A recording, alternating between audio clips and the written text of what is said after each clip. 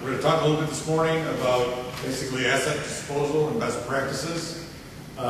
It is not a glamorous topic. Thought maybe I could start off by having Jake cue up the theme song from Sanford and Son.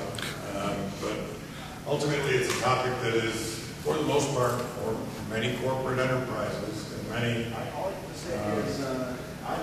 institutional enterprises, an afterthought. But just to keep me honest and to kind of help me with a frame of reference and potentially so I can pick on you throughout the presentation, is there anyone here whose organization, company, institution has a formalized asset recovery and asset disposal program in place to kind of help us? That's not a big shock. Typically, if we get 1 out of 10 respondents who say that we have a formal process in place, we're doing good. The second part of that is how many of you folks, if you could find an extra 15 to 20% in your capital budgets, would gladly accept that.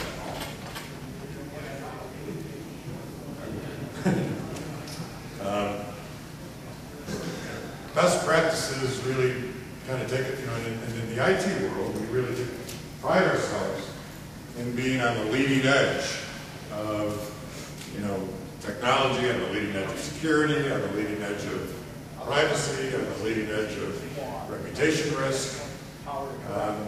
And this is a largely ignored segment of that. And I was telling people before I came in here, I did this presentation yesterday, and there was a grand total of about 8 folks who came, which was fabulous, and we had a great discussion. The gentleman who had the session on hackers was who were like a sardine in the room. It's a much more glamorous topic. No less important, I will try to spare you by death by PowerPoint. We're going to cover a number of key issues, not the least of which is how do you get rid of your stuff that absolutely has no remarkable value, your e-waste? And how do you determine whether it has remarkable value? And then how do you handle that transaction? And what are the issues that surround that? Because there's a few that are law, and there's a few that are tied more to the security, and you're going to hear me repeat these 3 tenets. Security, reputation risk, and privacy are, in my mind anyways, the 3 biggest issues in IT asset disposal. And let me tell you a few stories. I've been doing this for a long time. I'm the director of our technology solutions group, and I kind of have some front-end and some back-end responsibilities. My front-end responsibilities are I'm responsible for our market development managers, and so our new technologies, new market areas, new vendors, that sort of thing, and that's part of, I'm part of the team that helps evaluate that process and put those things into practice and put those businesses into practice. I'm also responsible for our asset recovery group, which is kind of interesting. Because we really believe that is today becoming a real front-end business, a market for development. And why is that? Well, a story 6 or 7 years ago, before some of the security and privacy issues and data breaches were trending to talk about and perilous, and we have a large client, or had a large client, who was a financial institution in the Northeast. Did a major upgrade of their entire infrastructure from kind of soup to nuts, which, by the way, included their ATM network, which is not their ATM, asynchronous transfer mode network, their ATM, their physical, ATM card network. And there was 400 branch offices, and there was 400 routers as a result in each one of those ATMs. And ultimately, those ATMs ended up on our dock.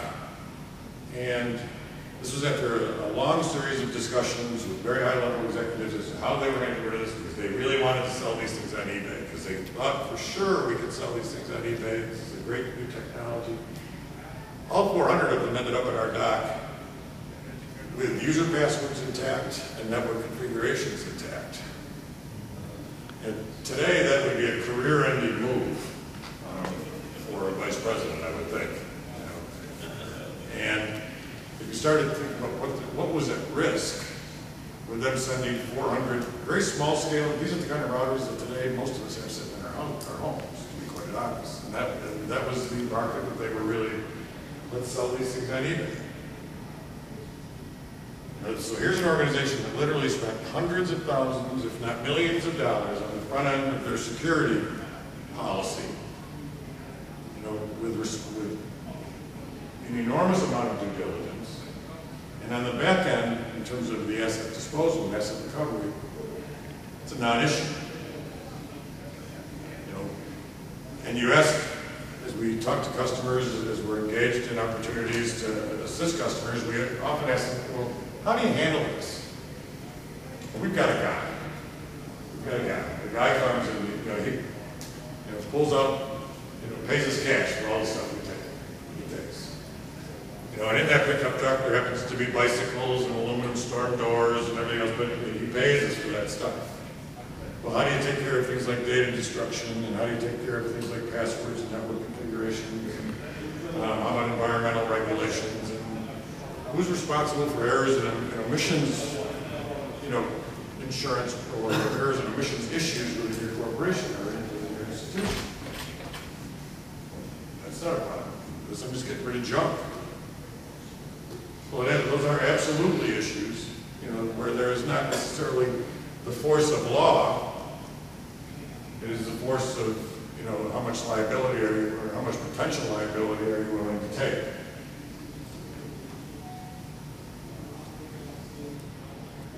What are the key strategies for dealing with e-waste and asset recovery? Well, there's two tenets to an overall asset recovery program. And one is technology remarketing. That's trying to establish value for whatever there is that you may have. It still has marketable value.